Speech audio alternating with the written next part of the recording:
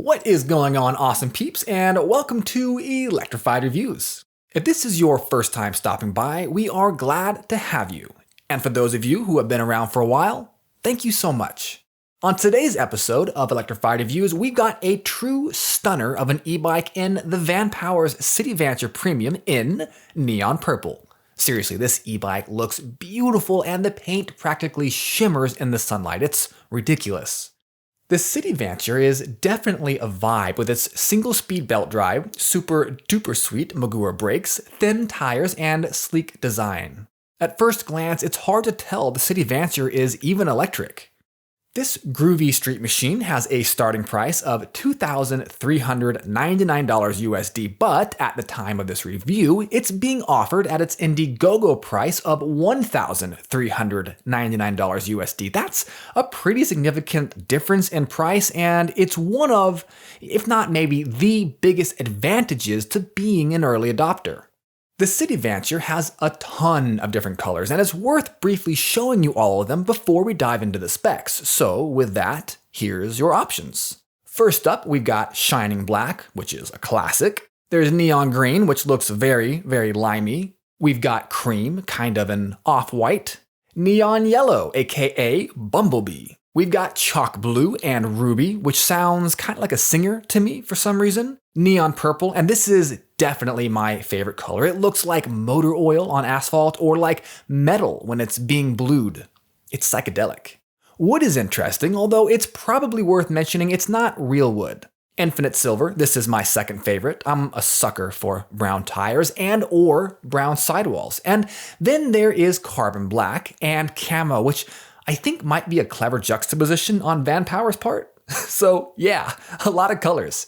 Let us know which one is your favorite in the comments. Right, specs. Here we go.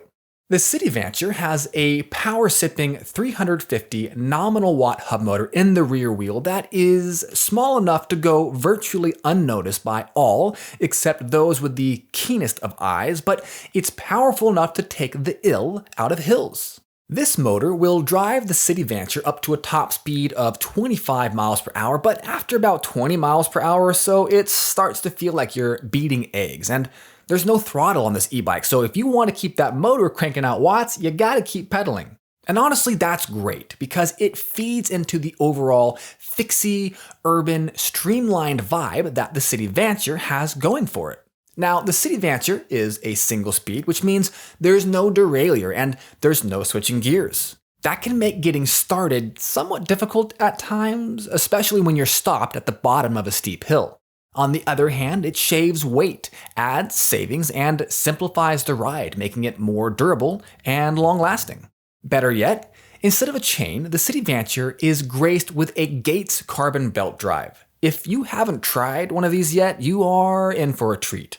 They're smooth as butter, silent as the crypt, almost never derail or break, and are virtually maintenance-free. And since they don't use grease, you don't have to worry about getting your pants all messed up. It's aces, baby, aces. The biggest bummer about the City is that it uses a Cadence Sensor instead of a torque sensor, but it does make sense. Torque sensors are considerably more expensive, and Vanpowers is trying to keep the price down on this bike, at least during the Indiegogo campaign. And because it is a cadence sensor, the motor output doesn't correspond to your pedaling speed and power, but thankfully, the motor responsiveness is actually fairly quick. The stopping power on the City is top tier thanks to the Magura dual piston hydraulic disc brakes and the chunky 180mm rotors. The only downside here is they're not equipped with motor inhibitors. This is particularly important with this bike since we do have some delay with motor deactivation, and we're hoping that Vanpowers will add this feature to the next iteration. So let's talk about this sweet, sweet frame.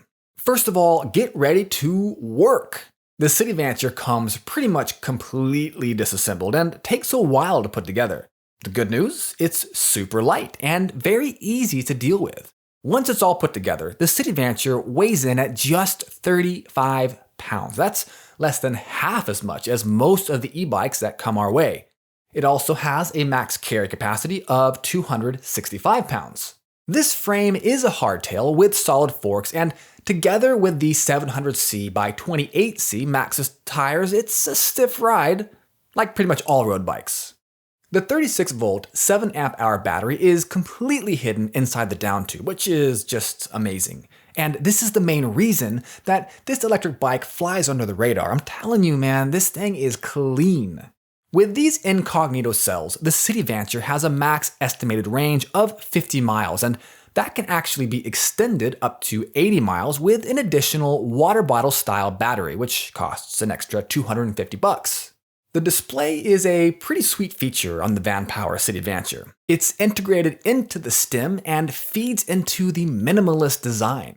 The LCD screen has good resolution and is easily visible during the day, and it's also colorful and nice to look at.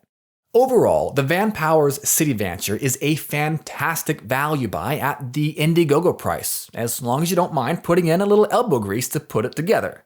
Vanpowers did an excellent job with the design and layout of this bike, and it is truly a joy to ride. If you dream about weaving through gridlock traffic with a messenger bag slung over your shoulder, well, the City Vanture was built just for you. Alright, my dear e-bike friends, that is it for the review of the Vanpowers City Vanture. Now let's get to pedaling.